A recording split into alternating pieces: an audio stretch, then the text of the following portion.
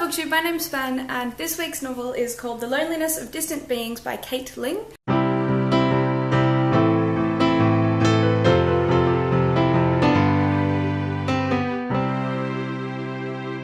It's like Romeo and Juliet, but it's set in space. So this novel is almost good. It has this deceptively grand cover. It's just beautiful. Take a look at it. It's got the stars and some space doves, and it feels nice. And even the back is beautiful. And it's got this haunting title, The Loneliness of Distant Beings.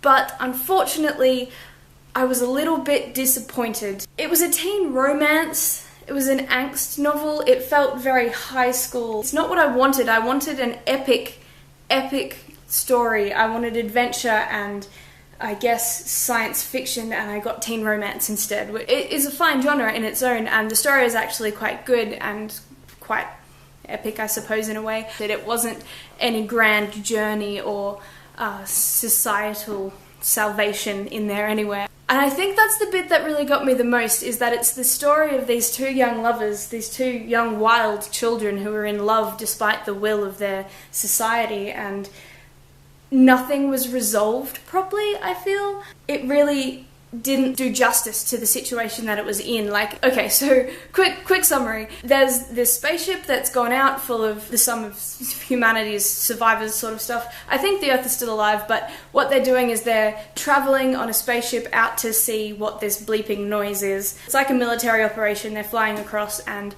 everything about their lives is controlled, and it's going to take like 800 years to get there. So she's in a generation of people who have no longer been on Earth ever. And then, so, turns out everything is super controlled and they're micromanaged their whole lives, even down to who your life partner is, who you're going to breed with in the breeding program.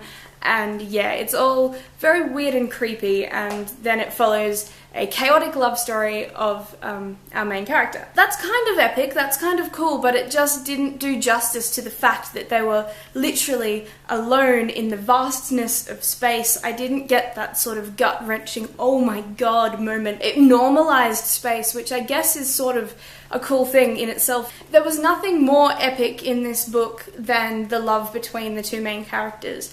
And that, sure, is a great story, a love story. I've nothing against love stories, and that love is grand and deep and passionate and amazing, but they're on a spaceship with no contact to Earth or anything else, and they fly past this planet as this full-on planet that's blue and green and beautiful, and they just keep, like, they don't, it's just, that should be bigger, that should be deeper and grander and more amazing than having a crush on Dimitri. Like, it just, or Dominic, or whatever his name is, I don't remember his name. It sort of felt unrealistically normal. People would have been madder about that. These people would not be so complacent. Like, this is not okay. There should have been rioting, but there was just one girl in love. Problem with it was that it was angsty for me.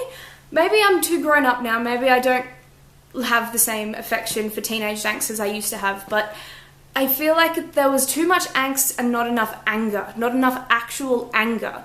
So she is against people like her dad, and her dad was sad instead of angry. Your kid is a grown-up now, they're going through the same thing. You should be angry about that, you should be fighting back, and there just wasn't any passion anywhere except between these two lovers. I really enjoyed the first maybe quarter of the book, the first few chapters. I loved the world building and the setup and the characters and the romance that was blossoming between these two. It was all really good, but then it sort of just stagnated for me.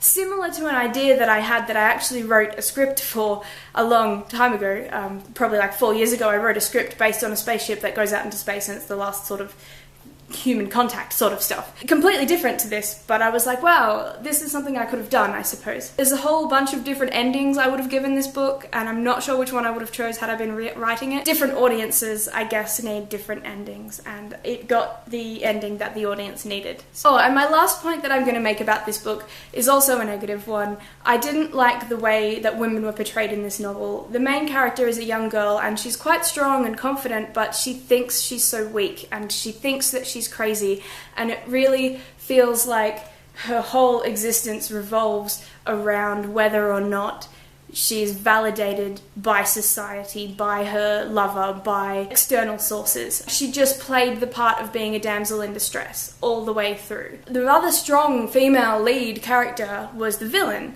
who was in the position that she was in because she doesn't have a husband. Like, it felt very unbalanced sexism sort of in there. I'm pretty sure that wasn't deliberate. I'm pretty sure the message is that you don't need these boys to be so strong and confident, because even though you think you're not strong, you actually are. Look at all that you've done, is the message. But it wasn't strong enough for me. It didn't really get through. Cool, so that was my book review, and I will see you all again soon. Alright, bye guys. How do you turn this thing off?